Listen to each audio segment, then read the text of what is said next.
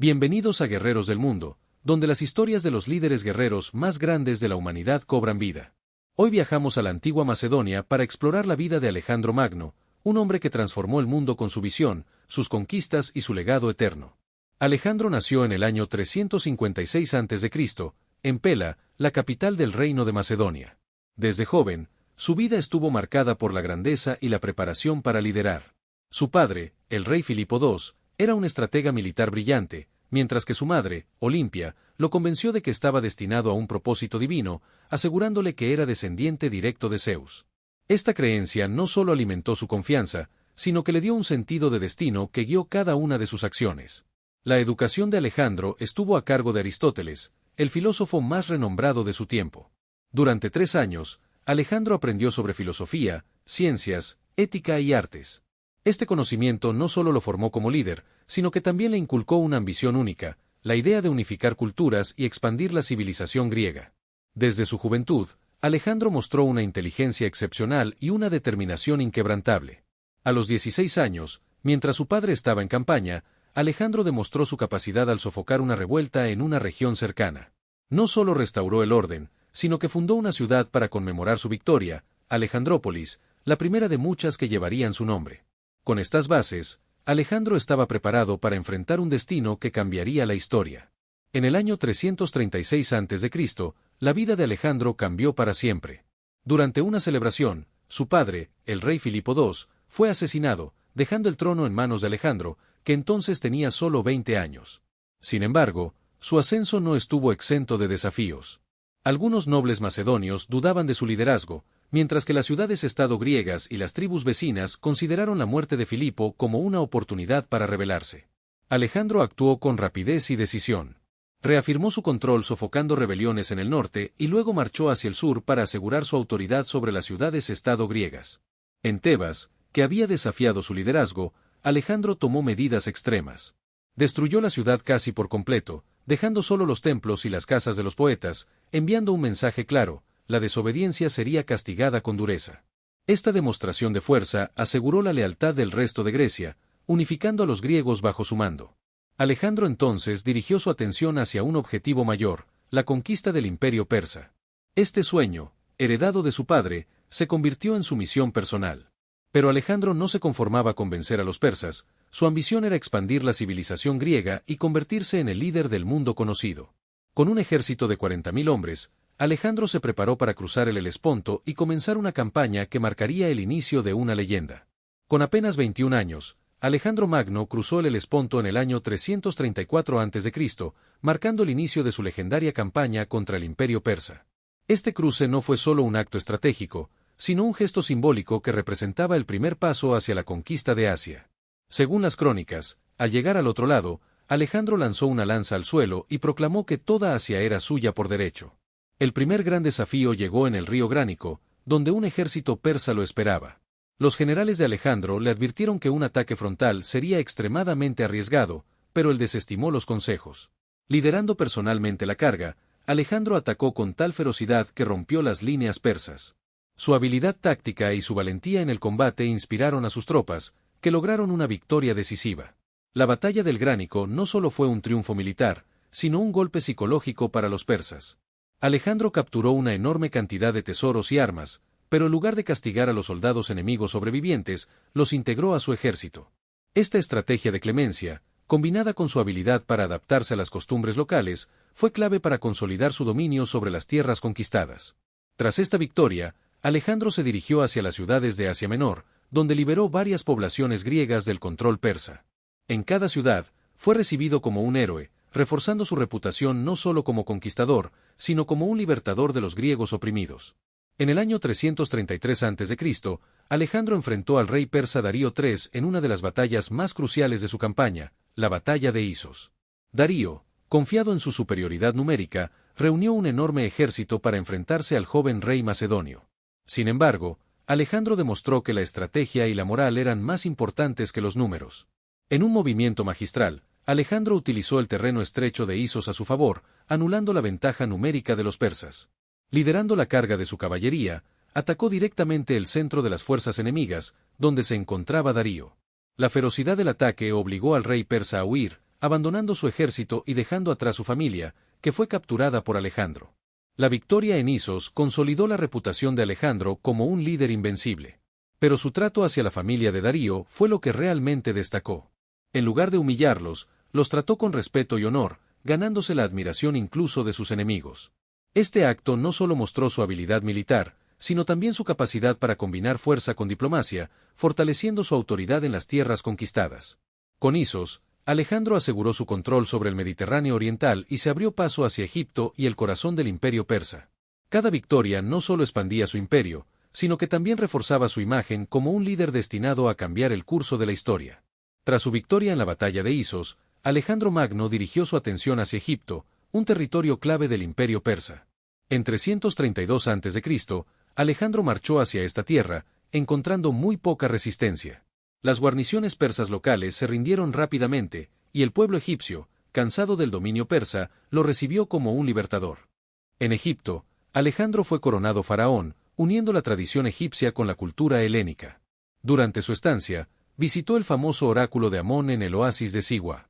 Según la tradición, el oráculo lo proclamó hijo de Zeus Amón, reforzando su creencia en su destino divino. Este reconocimiento no solo consolidó su autoridad en Egipto, sino que también aumentó su prestigio entre sus propios hombres y en las tierras que conquistaba.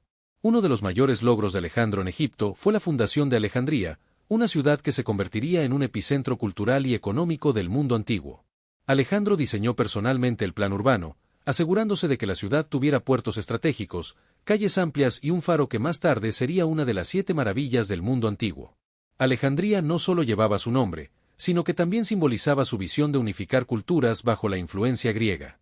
Desde Egipto, Alejandro continuó expandiendo su imperio, pero su estancia en esta tierra marcó un punto clave en su campaña.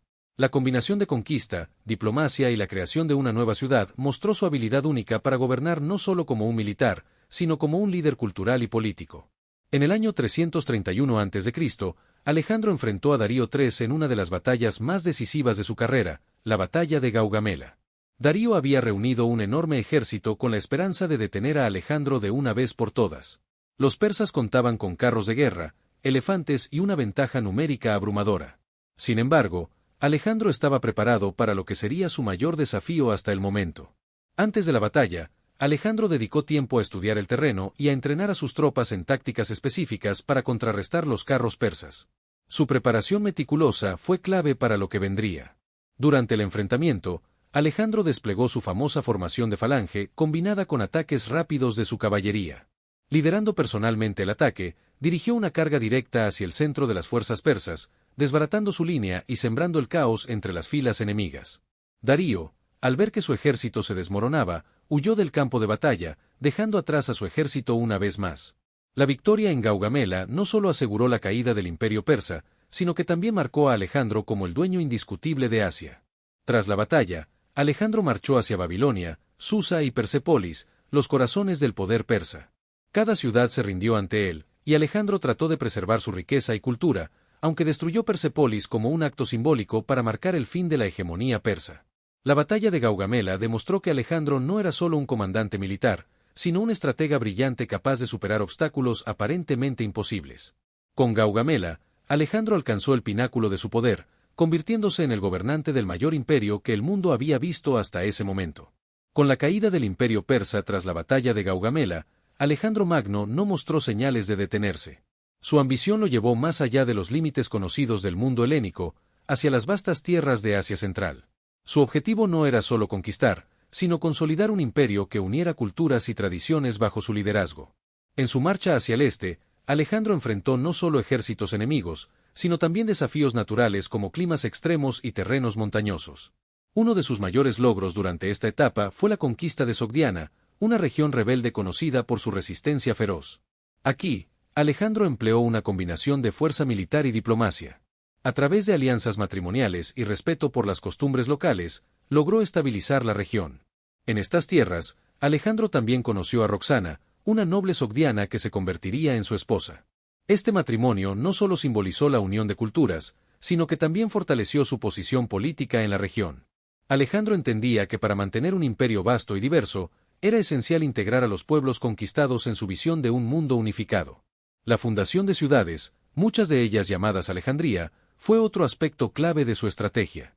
Estas ciudades no solo servían como centros administrativos, sino también como puntos de difusión de la cultura griega. Desde Asia Central, Alejandro comenzó a planear su avance hacia la mítica India, convencido de que su destino era alcanzar los confines del mundo conocido. En 326 a.C., Alejandro cruzó el río Indo y entró en el subcontinente indio, enfrentándose a nuevos desafíos y culturas completamente diferentes. Aquí encontró a un adversario digno, el rey Poros, un gobernante local conocido por su valentía y sus impresionantes elefantes de guerra, que eran una fuerza temida en los campos de batalla de la región. La batalla de Lidaspes, librada en las orillas del río del mismo nombre, fue una de las más difíciles y significativas de la carrera de Alejandro. Por primera vez, enfrentó una fuerza que usaba elefantes en combate. Estos gigantes intimidantes causaron estragos en sus líneas, pero Alejandro, demostrando su genio táctico, adaptó su estrategia. Usó arqueros para desorientar a los elefantes y caballería ligera para flanquear a las fuerzas de Poros, desestabilizando sus formaciones. La victoria fue contundente, pero el trato de Alejandro hacia Poros mostró nuevamente su habilidad para combinar fuerza y diplomacia. En lugar de humillarlo, lo reinstaló como gobernante de su reino bajo la soberanía macedonia, ganándose así la lealtad de sus nuevos súbditos. Este acto consolidó su reputación como un conquistador que respetaba a sus adversarios dignos. Sin embargo, la campaña en la India también marcó el límite de la expansión de Alejandro. Sus tropas, agotadas por años de guerra y enfrentando condiciones extremas, se negaron a continuar hacia el este. A regañadientes, Alejandro accedió a regresar, pero su mente ya estaba ocupada con planes para consolidar su vasto imperio y explorar nuevas fronteras. Después de la campaña en la India, Alejandro Magno comenzó su marcha de regreso hacia el corazón de su imperio. Atravesó el desierto de Gedrosia, una travesía extremadamente difícil que costó la vida de miles de sus soldados. Este viaje no solo puso a prueba su liderazgo, sino también su capacidad para mantener la moral de un ejército exhausto. Alejandro sabía que, para asegurar su legado, debía regresar a Babilonia, el centro estratégico y simbólico de su imperio. Al llegar a Babilonia en 324 a.C., Alejandro se encontró con un territorio vasto y diverso que requería atención urgente. Su visión era ambiciosa. Quería unificar las culturas bajo un único gobierno, combinando las tradiciones griegas y persas. Para ello, organizó matrimonios masivos entre sus soldados y mujeres locales, incluido su propio matrimonio con Roxana. Estas uniones representaban no solo alianzas políticas, sino un símbolo de la integración cultural que Alejandro consideraba esencial para la estabilidad de su imperio. Sin embargo, este periodo también estuvo marcado por tensiones internas. Muchos de sus generales macedonios resentían la creciente influencia de las costumbres persas en su corte y cuestionaban las decisiones de Alejandro. Pero su carisma y liderazgo lograron mantener la unidad, al menos temporalmente. Alejandro continuaba trabajando en planes para expandir y consolidar su imperio, soñando con nuevas conquistas y exploraciones hacia Arabia. A pesar de sus ambiciones, la salud de Alejandro comenzó a deteriorarse. Babilonia se convirtió en el escenario de sus últimos días, mientras seguía planificando el futuro de un imperio que abarcaba 3 continentes. En junio del año 323 a.C., a los 32 años, Alejandro Magno falleció en Babilonia. La causa de su muerte sigue siendo objeto de debate. Algunos sugieren fiebre tifoidea, otros envenenamiento o incluso agotamiento físico tras años de campañas ininterrumpidas. Su muerte dejó a su vasto imperio sin un heredero claro, lo que provocó luchas internas entre sus generales, conocidas como las guerras de los diadocos.